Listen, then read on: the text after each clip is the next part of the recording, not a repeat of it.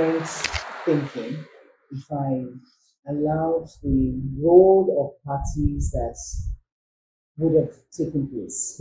It's like, because my involvement in the safety field profession is very huge, and a lot of them were very expectant. Like, oh, we're going to this hall, we don't need to pay for it, and my place of worship, there's a big space there.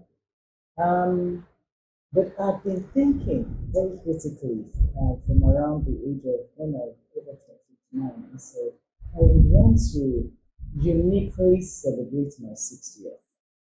And I began to ponder on the best way to celebrate that. And it didn't, I mean, it wasn't a hard, it wasn't a hard one for me to settle with the Safety in the House Foundation. It's always been a passion for me. But for the 60th, Safety in the House Foundation is really a foundation that would take care of, that is meant to take care of our safety in our homes. And that is what SITH is, SITH, to promote safety culture, to encourage us to live safely, because the kind of things that take place in our homes, domestic accidents, nobody really talks much about them. It's the ones that we see on the road, the incidents that happen at airports, or this crash, that crash, incidences that are happening around work lifestyle. But when I was the DG, the Director General for Lagos State Safety Commission, we were regulating, the tagline is what safe, live safe. And that is in the wisdom of the government that we must capture everyone, both at work and at home. But there's a limit to how you can regulate how people feel and how they do things in their home. So really, I felt, how do we regulate people in their home other than just encourage them to live safely? We kind of brought people into marshalling, we were enlightening them, safety in the bathroom, because people were sleeping tight, falling in the bathroom, crying. I'm sure you would have heard about it. Those domestic accidents can be really bad, but they don't make the top news. So I said, okay, you know what? I'm going to use my foundation to promote that aspect, because there is a saying that when we are imbibed with safety culture, working safely will be a lot easier, because it has become a DNA, because it has become part of us. But for my 60th, I said, I will start with the vulnerables, and that is the elderlies. I came across what I saw around elderlies being cared for is very disheartening. It wasn't good enough. And we're not throwing a lot of light to them enough on them. And so I said, this is how I'm going to celebrate my 60th. I'm going to celebrate it with them. We identified some of the elderly homes. We started off with them. We had, before the day itself, to give them food, give them, different things. I know they get this all the time, but ours was a little different, a different perspective, to make them know that they're valued.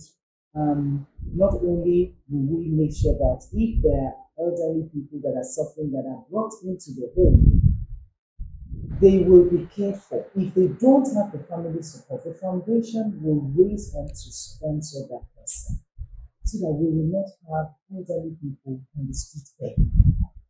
It is the person that is spared life that will live that long. So we should not allow our elderlies to suffer. Yes, we know that we're taking care of some in the homes, but this Japa syndrome has changed the narrative. There are a lot of elderlies that are in their homes that the care or somebody they put with them is with them. They're taking advantage of them. They steal their money. I'm not saying everybody is doing that, but it's in the increase.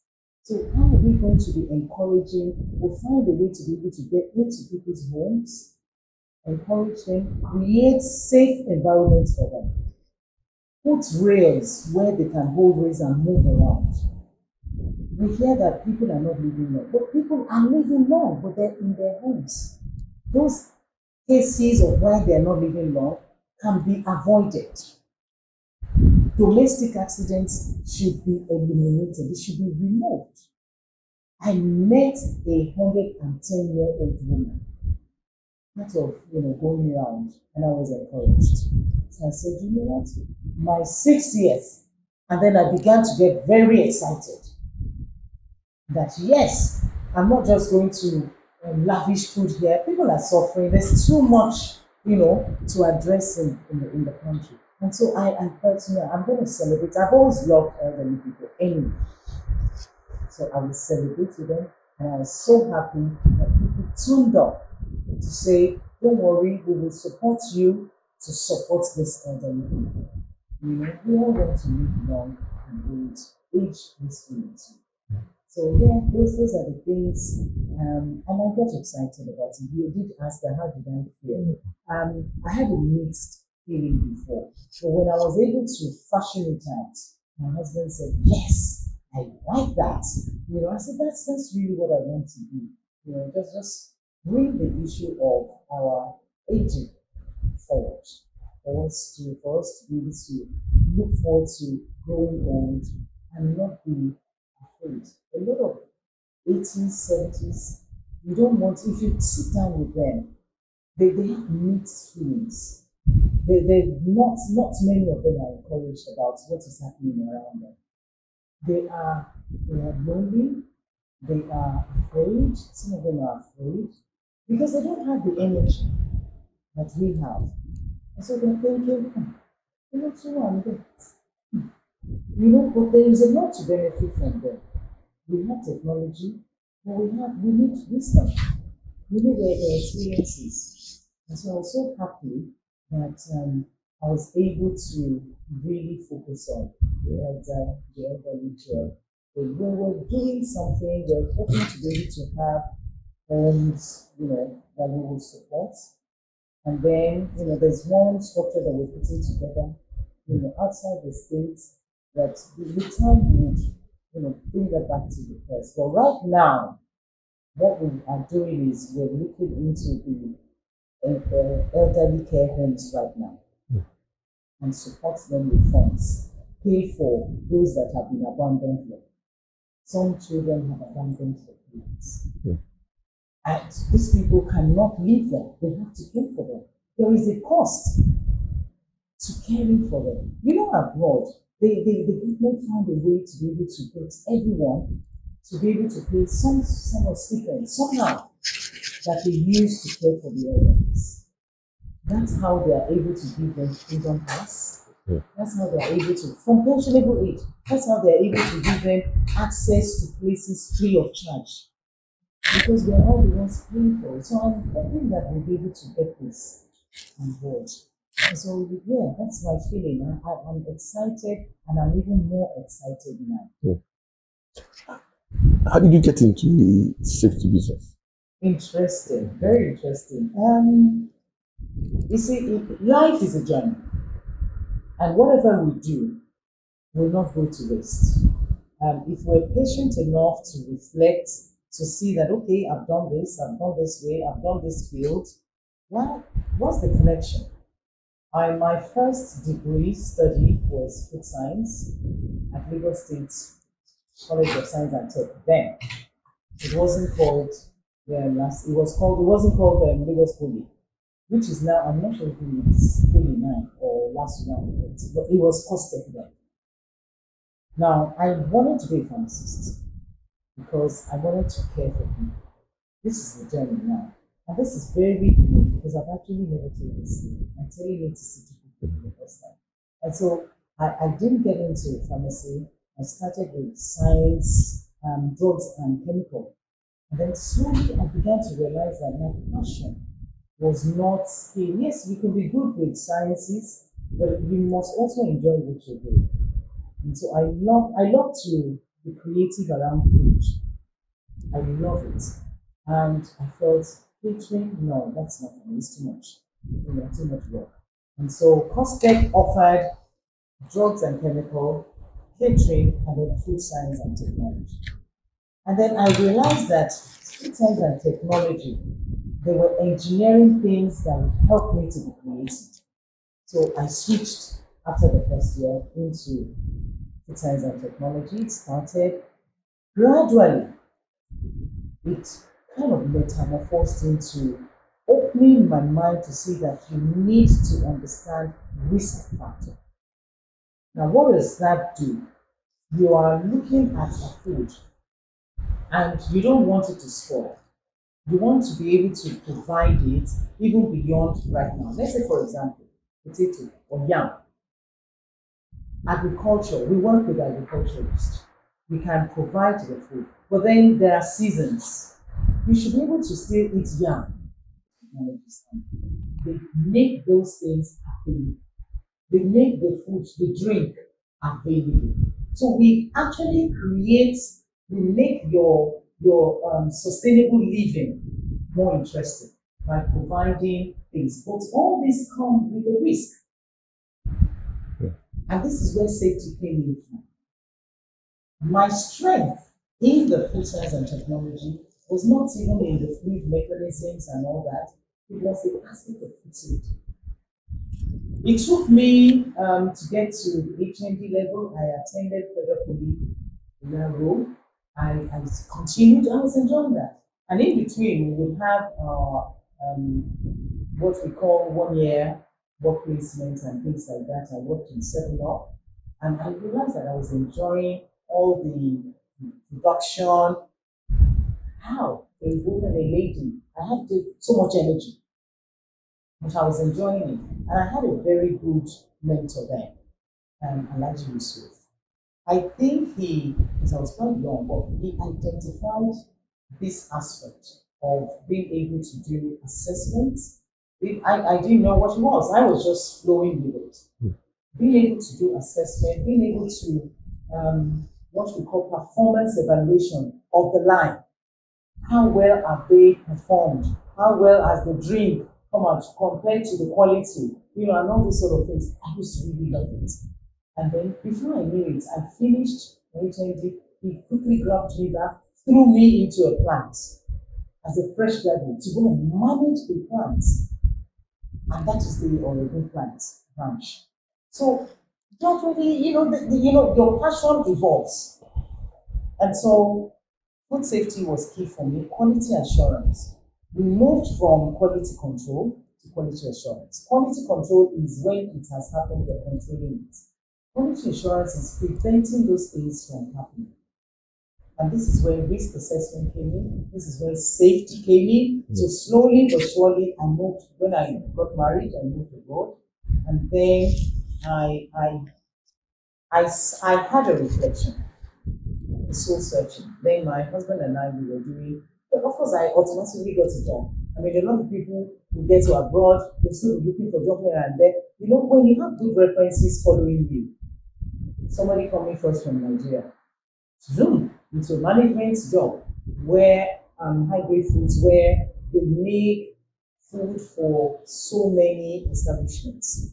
The Sainsbury's, the Safeways, we make food for them. We will do product development. But you see, my thoughts were still in the safety aspect. Yes, we were producing, we were doing controls, we were doing laboratory checks and all that. But my focus was still, how do we ensure that our food is safe? So that is where that safety began to come out. So then I had a soul searching when we started our business. Globally this year business that you know very well. I was, of course, as the technical director, we were doing this, and the passion of, I thought, gosh, this is the kitchen that I ran for some 20 years ago, coming back. Okay, so I thought, okay, you know what, you need to embrace this. And so I had to be working with regulators in UK, understanding the food safety management systems, training our staff on food safety management systems, making sure that we were compliant with the standards of the country, of the state, of UK. And so gradually, and then I had my soul searching and thought, where is actually my strength? And I think I want to just focus on that stuff. And so I went back into university to go and learn about. I love people. I love connecting with people. Having been married to a broadcaster, I realized that I couldn't be camera shy. Initially, it was more of he threw me out there. I said, okay, I can. So I connect with people very quickly. So I went back to study consumer studies, food and consumer marketing. Why do people choose the food they eat? Is it for health reasons? Is it just to fill the gap? Is it really for safety consciousness? And that opened my eyes. It just opened my eyes beyond even UK, because we were working with Slovenia, we were working with so many Eastern European countries there. And of course, by and large, gradually I then went into fire safety, because you needed to understand safety as an added value or across board. And so from there, the moment you are studying the safety management systems, it's like a principle that cuts across all safety concerns. So I moved into health and safety. I became part of very, very top associations in the UK. They would call me to go and train here, to train manual handling, to be part of a forum that is being opened. I became a member, I became a fellow of Chartered Institute of Environmental Health, Royal Society of Public Health, on and on like that. And this is still with our business, So it was benefiting our business as well, because then I could deliver the training. And then I started doing a safety talk around to say our community in UK, we brought our lackadaisical attitude from Nigeria to United Kingdom, where we just don't worry about that. Safety. These are new people. Our food, we cook it well. It doesn't harm people. And then we were getting in trouble. Our Nigerian businesses were getting in trouble. And I was very concerned about that, because I felt that because I've worked with a lot of Western people, I've worked in their businesses, I've worked, outside the businesses, I've worked with regulators, and I began to look, there's not much big deal about this now. Why are they making us feel as if we're second citizen or third citizen, that we can't actually have our food businesses promoted? So I started something. This is a drive for solution. I started a seminar, a conference with ethnic businesses in UK.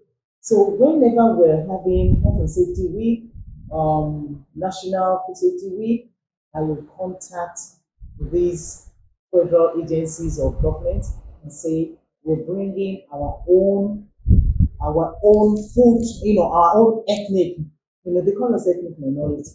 But with our food, we began to become the majority, because a lot of people like our food. And they were painting it as if, when you have, example, locust beans, they say, it's smelling. That it means when they come to inspect, they will almost want to shut a restaurant down or our food business down. I mean, I'm talking not about this right now. I'm talking about the other ethnic businesses. They almost want to. So some of them will call me. When I get there, I will be reminding them that salami that we slice, that you people put in bread, it smells more than you. And it was like, really? So I began to, we kind of pulled ourselves together, and few friends, said, look, we need to defend our community. We need to defend our culture. We need to defend our food. We need to defend that, okay, yes, we too, we need to up our games. Because honestly, when you're in another country, there's so many things, survival instincts that you want to face. So really, from that date, we worked together, and then I will now come to Nigeria. The same, our Nigerian will come on holiday. And we were doing well now in the UK on the area of health and safety, on the area of fire safety.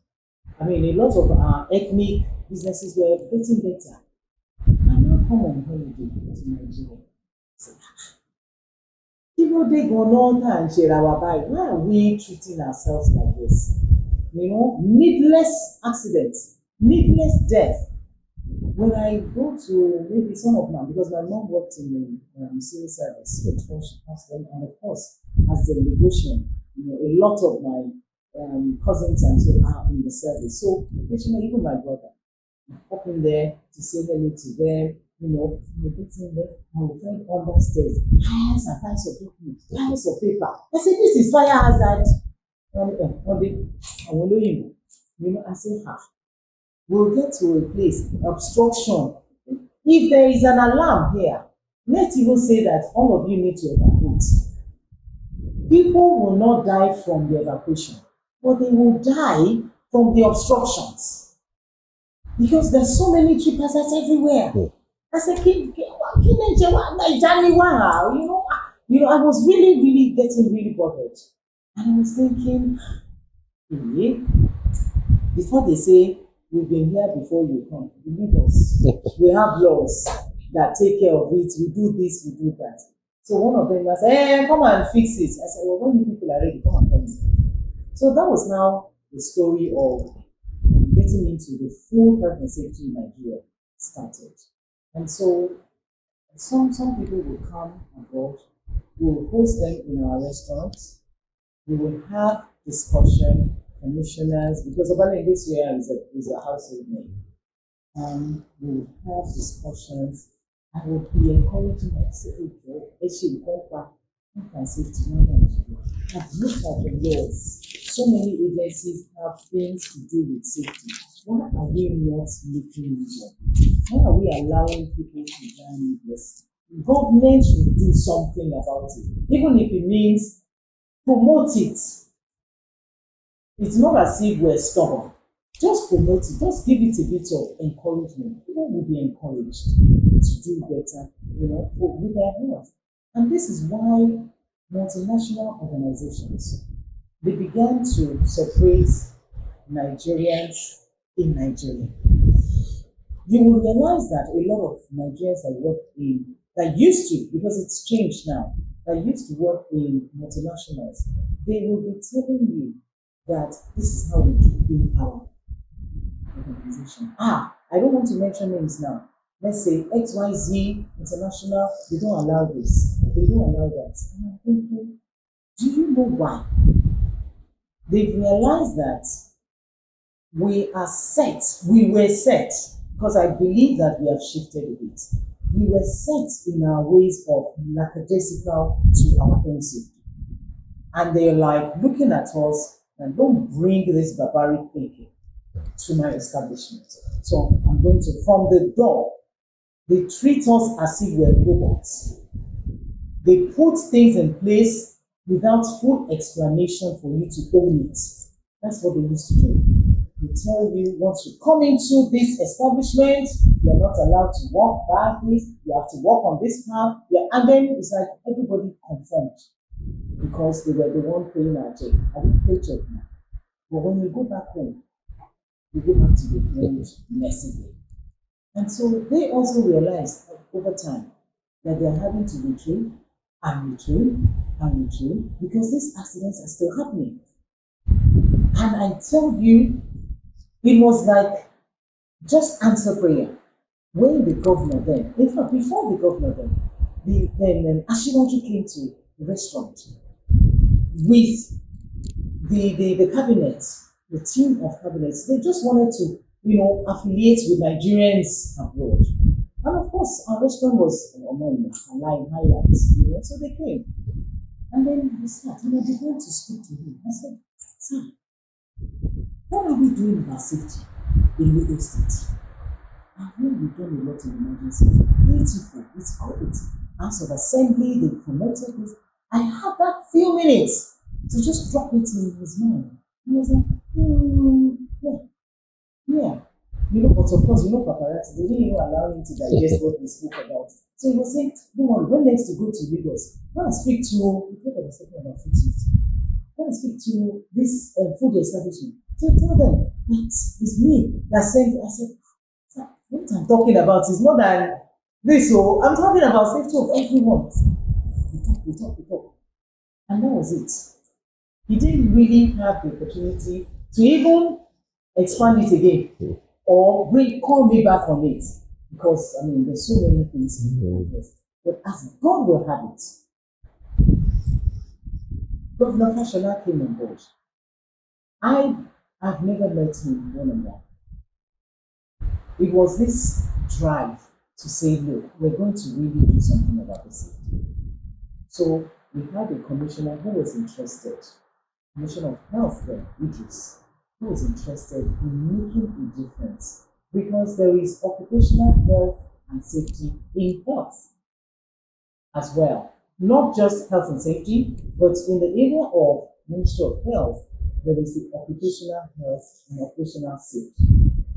Occupational health and occupational safety is the promotional aspect of the health.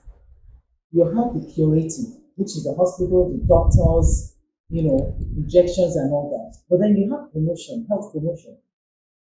But they were not highlighting safety promotion enough.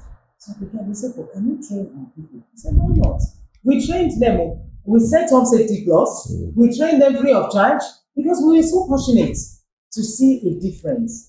Husband, my team, we had a team in UK because I was already running a safety company in UK. Donated laptops, we donated things that they can actually put what we've trained them and roll with it. But then that took about 3-4 years. We followed up. We weren't really getting a good outcome from it. And then little did we now hear later that some other agencies, this is Ministry of Health, some other ministries were now raising eyebrows at the Safety Plus that is training Ministry of Health to be going out, the willies, within them, to be going out, to be talking to people about safety. Yes, it's in our own law. Commerce and Industry will say it's in our law. Agric will say it's in our law. Another emergency too, we say safety, yes, it's in our law. And then it became an issue. So they came back to us because we had left them. In our law, they came back. No, we can't agree. Okay, you know what? There's a way we do it in UK. Nigerians' own will not be different, but it will be fit for Nigerian purpose. Because we're unique. We don't have to copy abroad. But we have the knowledge. Let us fix it, fit for purpose. We started doing integrating trainings for them, how to operate, how to integrate. People will say, establishment will say, that agency came. Another ministry is coming again. They are asking for the same thing. Okay, let's create an integration where we can harmonize it. Slowly but surely, the governor listened. We just sent an email to say, I've done some research, both abroad in America, UK, Eastern Europe.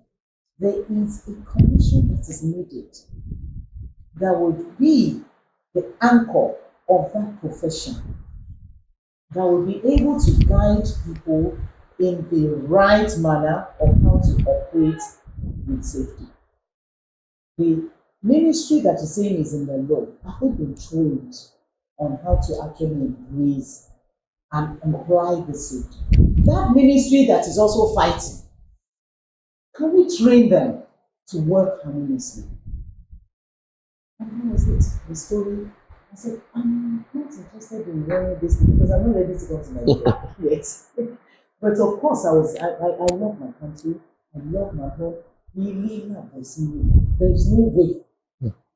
We're Nigerians and we're Nigerians everywhere. And we're proudly Nigerians. And that I will not drop for anything. So it was like, okay, we started consulting for Lagos State because we have listening ears. So we started consulting for Lagos State. So that's how I actually got into safety. But how I now started the work is different. Because I was going to say, did you eventually have to work with Safety Commission fully as a full-time? as a full-time? Interestingly, Okay. that wasn't the thought behind my mind. Okay. I dragged my husband into, because I mean, you know, he's a media man, Okay. and of course, he was into his own media work.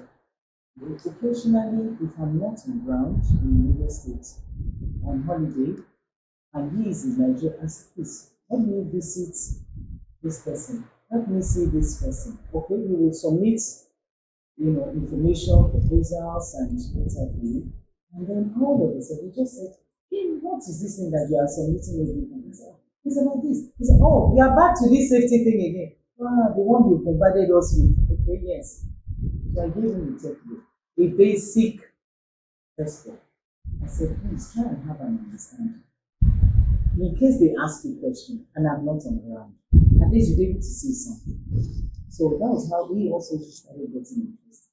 And then we'll be enjoying meeting with them on my behalf, holding the meeting. My childhood friend, who is also into agriculture, food, and also health and safety, I dragged her in, we got in together. I said, look, we have to do this thing.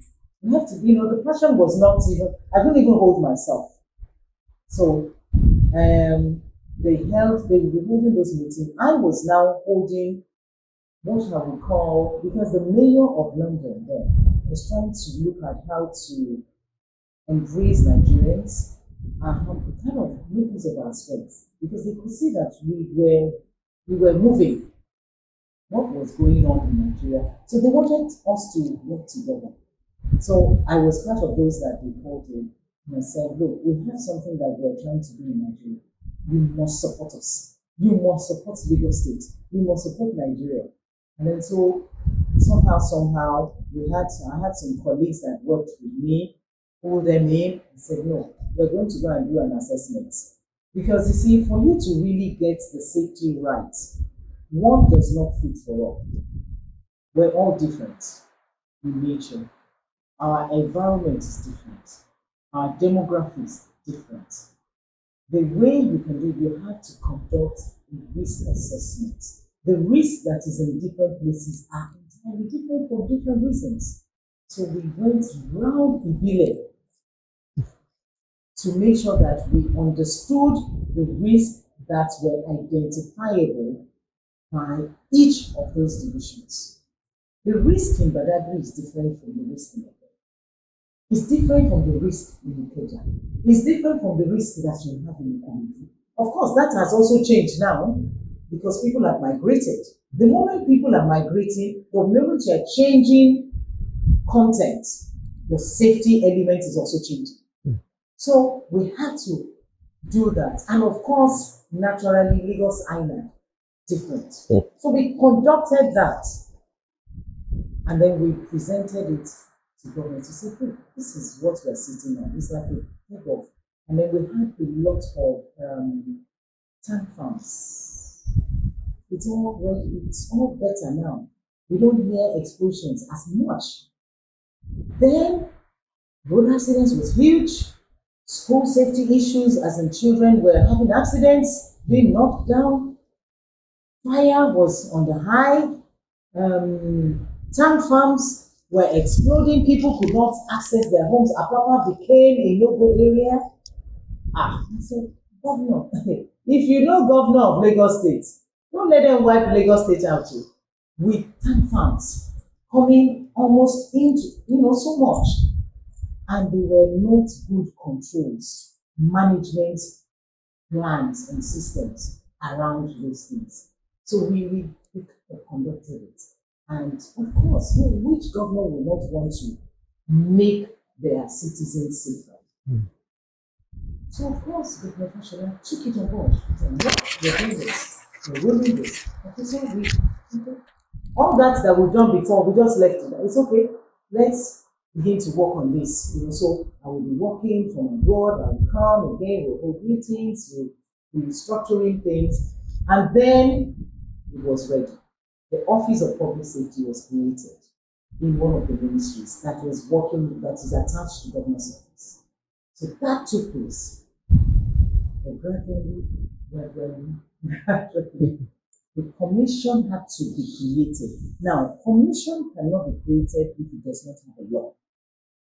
So the Office of Public Safety was doing enlightenment campaign, was doing promotion, safety promotions. That was attached to the Ministry of Special Duties. So that was taking place. I wasn't in there, I wasn't seated there. It's just when they're doing the promotions, they're doing enlightenment for the public, no safety, no injury campaign. We will come on board and support government. We go back again, we support government. And then we now realize that, look, this thing needs to be well structured if we want to see results. Otherwise, it will be a song and gone, a noise and gone. We'll go back to square one. Then the accident of Ikorodu, where workers were locked in and they could not get out when there was a fire incident. And people died and burned, charred in a factory. So many unheard, unacceptable grounds. Number one, why would you, because you don't want them to steal your goods, why would you lock human being up in a place with no access for their lives? Apparently it's been going on for years. Fire now took place. There was no fire alarm, there was no fire extinguishers to quench the fire. There was no way they could escape for their lives. They died. That was the turning point. That was the turning point, that there must be some penalties attached to loss of lives. And it's not good. So then we started working with the legal departments, the Ministry of Justice, to make sure that the law was robust. We came up with so many things, and then at the time, we looked at every law that had safety elements, we put them together. And then we now felt that, okay, there is a need for a Director General that understands safety, that is trained, that is experienced and competent, with cognitive years of experience, not just a political drive now, because it's evolving. We cannot successfully run that kind of place with haphazard knowledge about safety. We will not be doing justice to it. So that was how we structured that and we did that. And then they said, come and defend it. We defended it and we put all the necessary things that was meant to be in place. Before we knew it, they now said, look, you know what? We've interviewed many people to come and start the commission. The results we're getting is not near this law that you are putting together. Why don't you run it for us? At least for some years, even if it's 1 or 2 years. Keep it. Since this thing is burning from your end, keep it in place. Let it have a footing. Then we can ride on it. And so gradually we started, we said, okay, to run commission. It was like a joke. I came on holiday. And then they called my husband because he's the one who's been attending meetings. They now called him, Professor Odebunmi, you have to come and run this commission for us. He said, commission, safety. I'm a media man. I'm a journalist, I'm a broadcaster. The visionary, the person that has been driving us is my wife. Meet with her, see if she fits in what you want, what you look forward to. So I came in for that presentation. What year was it? This was, thank you, this was 2000 and, the commission started 2008 to 2009. So I came in, did the presentation to consultancy board. So much to do this thing. So we need to develop it. That was so I did well at the interview. Went back. In fact, I went on holiday. So at least we have shown them, the direction. Came back on holiday. Got a phone call. We need you to come and defend something again in Nigeria. I came. It was close to my husband's birthday. So I said, okay, I'll combine it. I came, come in, start the work. Is that how you start work? I've never worked in Nigerian public service. Of course, I've worked with public service in the UK, as in like related with regulators. My family were part of civil service.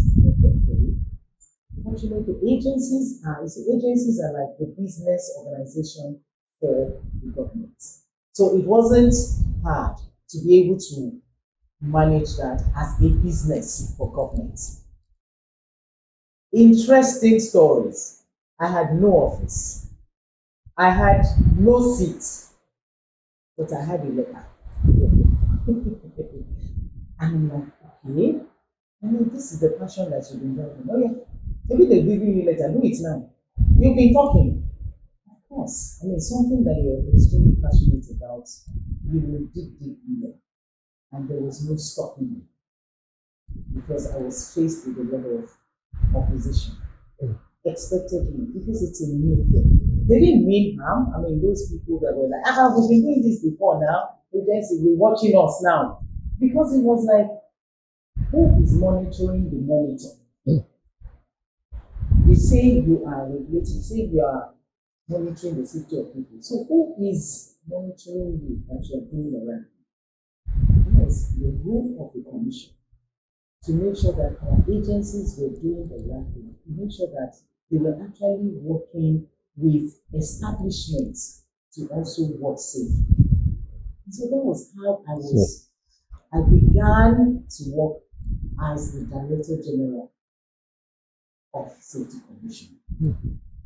It was interesting.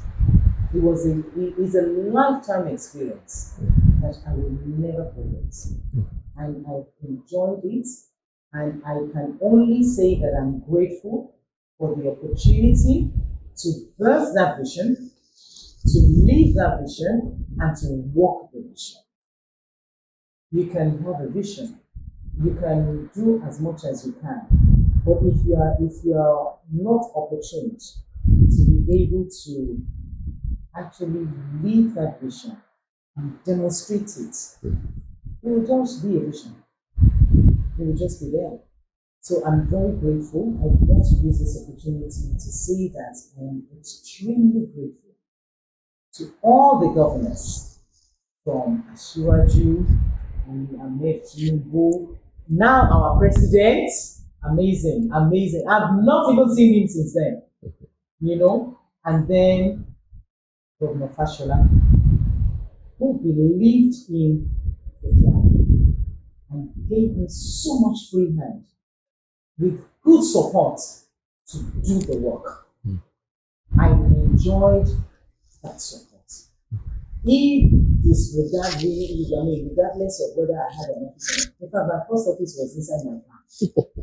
I couldn't be bothered. When you're coming with a corporate mind approach and you are working with civil servants, they're looking at you like, where is this woman? You're holding meeting inside my car.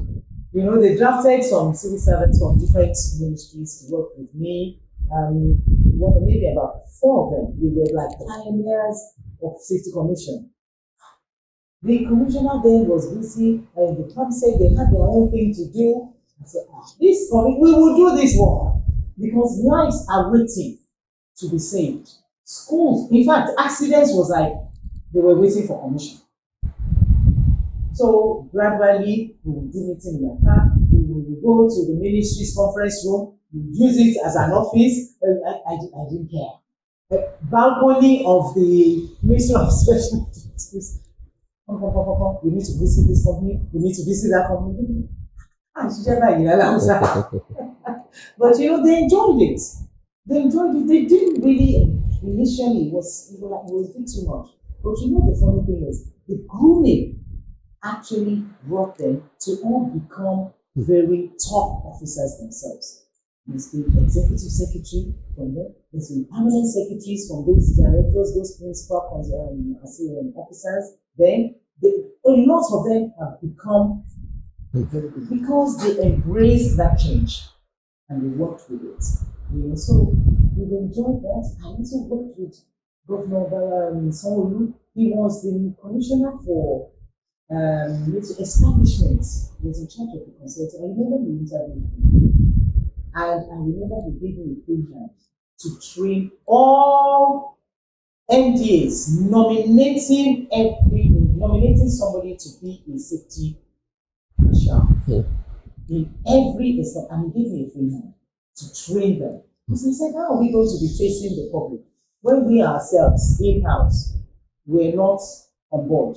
So yeah, we use PSSDC because establishment and training for all the for all the civil servants and public servants as well, MDAs generally.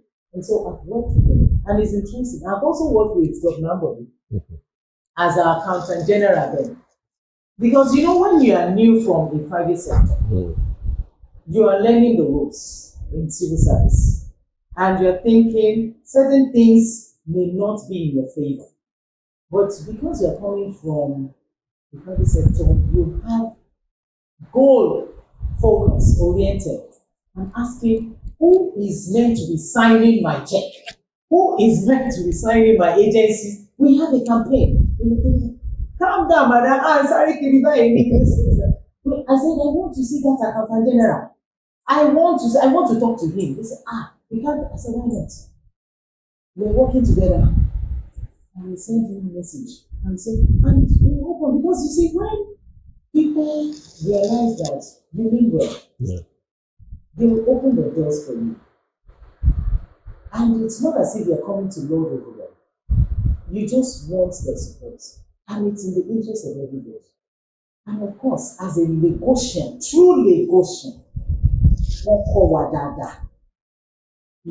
what we call online. You can have your technical hats, you can have your competence, but if you do not have good behavior, the attitude, the right attitude, you will not go far. So you can get there with every help that you get, but if you don't have the right attitude, you need to learn how to stay yourself. And so it became, hey, DG safety is here, safety tutu bere o, DG safety tutu wabe, also wabe or not, ajomasheni, sir, you understand? If I have to speak English, I'll speak English. If I have to speak Yoruba, they say, so you understand Yoruba? With all this, it was so interesting, and so I enjoyed all those inroads to make sure that safety became a lifestyle. It became a culture in Lagos State. And of course, we were measuring our performances. Because if you're not measuring your performance, how can you tell your progress? You cannot talk about your progress if you don't have it. So really, it helped that, you see, people see things differently from outside sometimes. I met a couple before the Quality, Health, Environment, Safety and Sustainability team academic came. And the way I could feel her passion that she wanted to do something in the area of safety. She said she's been knocking doors for over 10 years. I said, don't get frustrated, don't get discouraged. You don't want to know how many years I've been pushing on this to make sure that it became a reality. From like 2006, 2007, if you believe in something, don't give up on it. So I was encouraging her, I was giving her examples of different insights in the area of school. This is how to do it. And she now said, the husband said, me, software, that go back to drawing board, and do it again. So I'm always passionate and very encouraged when I see that safety is becoming a lifestyle. It's catching. There is no one you will talk about health and safety or occupational safety to that will not want to be asking more questions. Because it's about life. It's about common sense that the pressure of economy, the pressure of survival is kind of suppressing. Because because we want to take risks.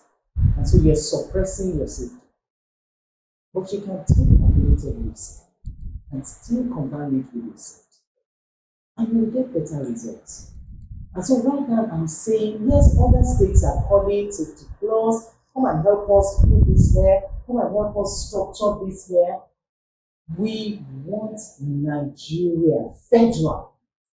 That is where it's supposed to be coming from. Lagos State has started fast. Federal must mandate that we have, but I believe that the work that we've done has yielded a bit of results into the federal.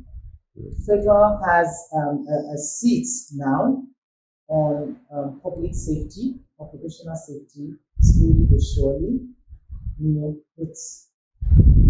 We've had hearing in House of Assembly, it's been dropped. We need people who understand. We had that too in Lagos State, because there were several times I had to be arranging the House of Assembly to ensure that we got a law that would work well. And we were able to get a law for the Lagos State Safety Commission that will stand the time. We will stand the test of time. I can say that proudly because we loved it, we researched it. It wasn't just a sunshine, what we call sunshine in Lagos. It will stand the test of time because there is also special offenses. So, you were digging for how long? Across 2 governments or 3 governments for 5 years. My term was 4 years, and it's renewable if you wanted to. But because I had other assignments, I needed to move on. I haven't done that 4 years in Lagos. I was looking at further. I was looking at Nigeria like this. Now, come on. We have NEMA, which is National Emergency Agency. Yes. And we have them kind of domesticated in each state. SEMA, Denmark, different things like that. How come you didn't have safety up there? So my focus was, I'm going there. I'm going there. But of course, I needed to do 1 more year because there was a transition from the first governor to Governor Odebunmi, and then and all that. But I was pleased that we were able to structure the grassroots as well. That became the Lagos Neighborhood Safety Corps that we see outside now, in blue and yellow. Because then they are meant to be gathering intelligence in the grassroots. Because they're closer to the people, they're closer to CDAs. Gather intelligence, observe safety issues, security issues, escalate it quickly to make the state a safer place. If we have maybe a pole that is almost falling in the streets that can injure people, they're meant to be capturing it, escalate it to safety commission, so the commission can engage with the ministry that is responsible. So yes, I did that. After 5 years, it was time to move on. And yes, I retired. And the governor obviously had to put somebody else in. And I've enjoyed working with, because you see, something you start and you've really worked it well. For other people to just come on board, it will take a bit of time for them to be able to understand it and settle into it. And I was happy to lend a hand to my predecessor, the person that took over me, that took over my office, and the one that took over that office, and the one that is also even presently there now. So I'm open and I love it. Safety is my DNA. Put it that way.